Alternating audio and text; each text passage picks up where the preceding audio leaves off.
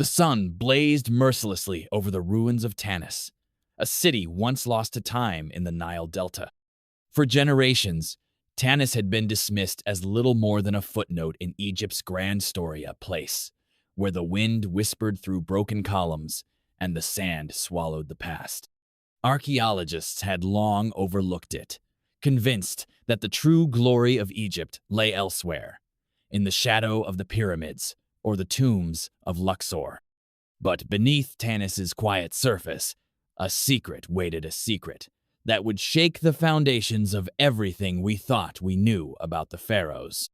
This story doesn't begin with a grand adventure or a race against rivals. It starts with the quiet determination of Professor Pierre Montet, a French Egyptologist whose passion for the overlooked and forgotten set him apart. Montet was not drawn to the famous names or the golden legends.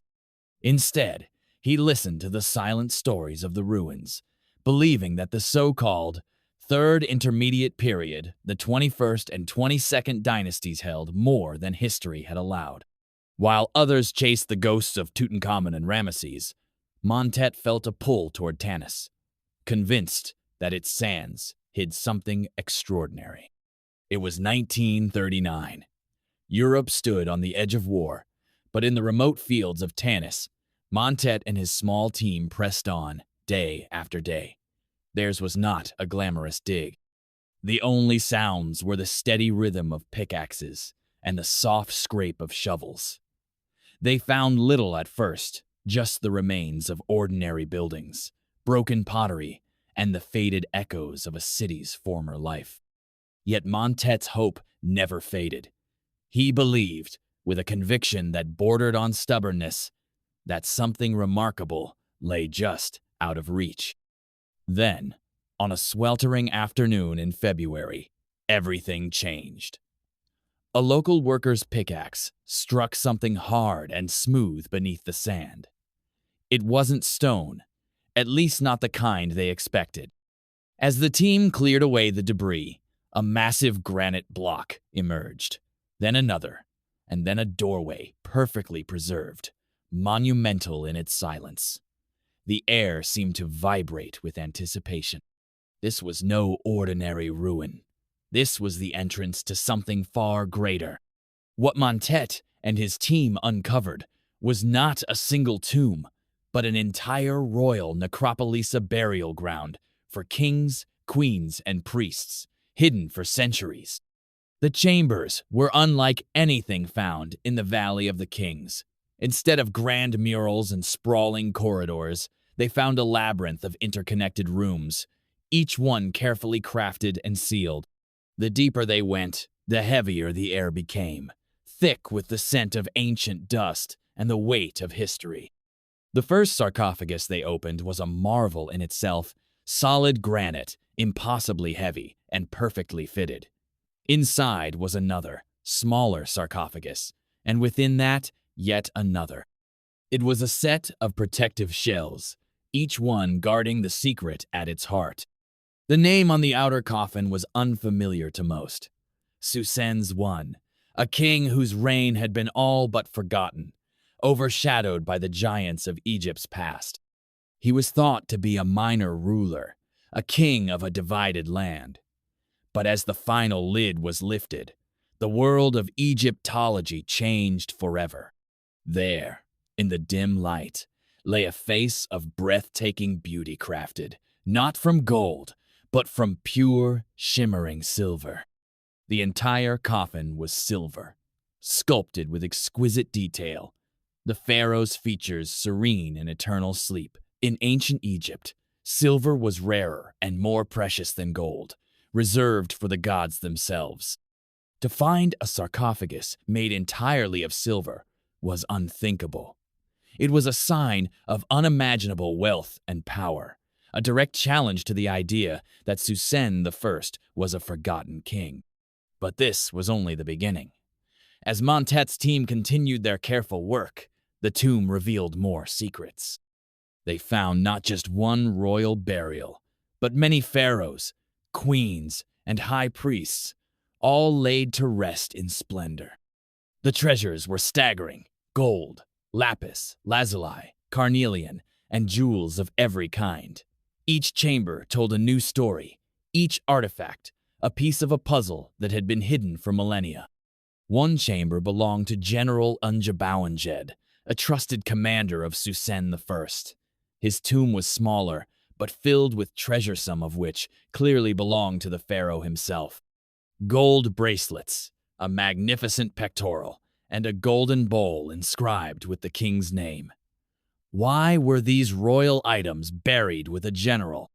Was it a mark of loyalty, a reward for service, or something darker, a sign of intrigue and hidden danger?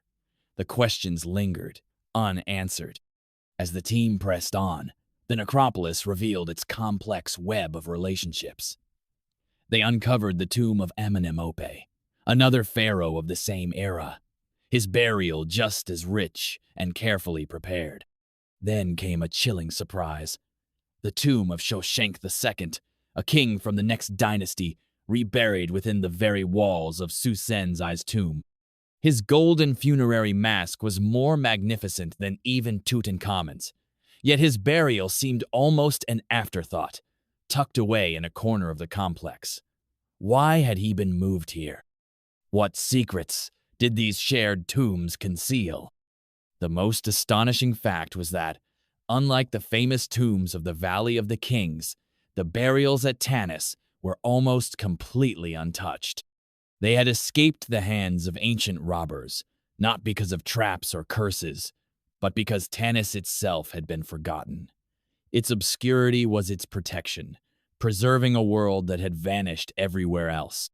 For Montet and his team, each artifact they uncovered was a window into a lost age, a moment of triumph, awe, and deep emotion. If you're enjoying this story, don't forget to like and subscribe for more stories that bring history's greatest mysteries to life. For Montet, the discovery was more than professional success. It was vindication.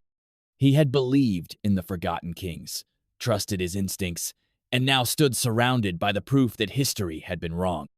The bodies, the treasures, the craftsmanship all spoke of a time of power and sophistication, not decline. It was as if the pharaohs themselves were reaching out from the darkness, their stories finally heard.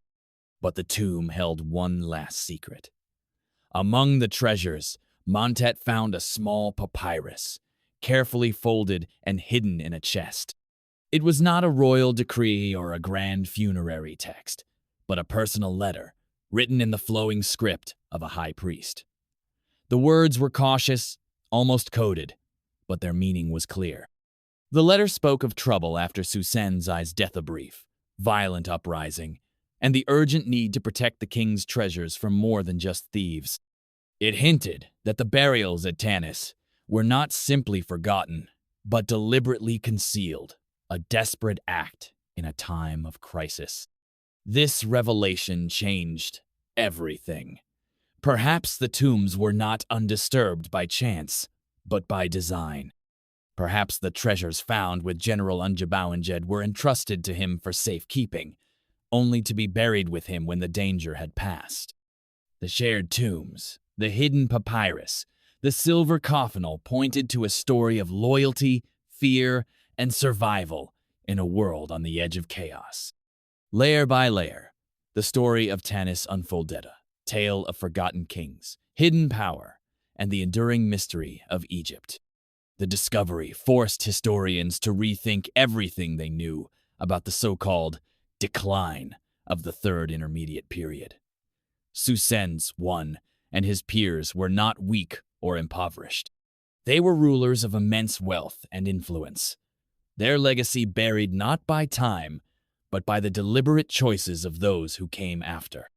The tomb of the Silver Pharaoh was more than a discovery.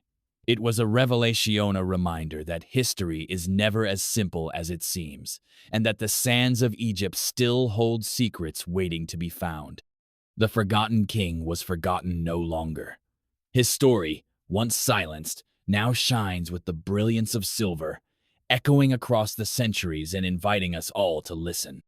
If you enjoyed this journey into the heart of ancient Egypt, don't forget to subscribe, like, and share.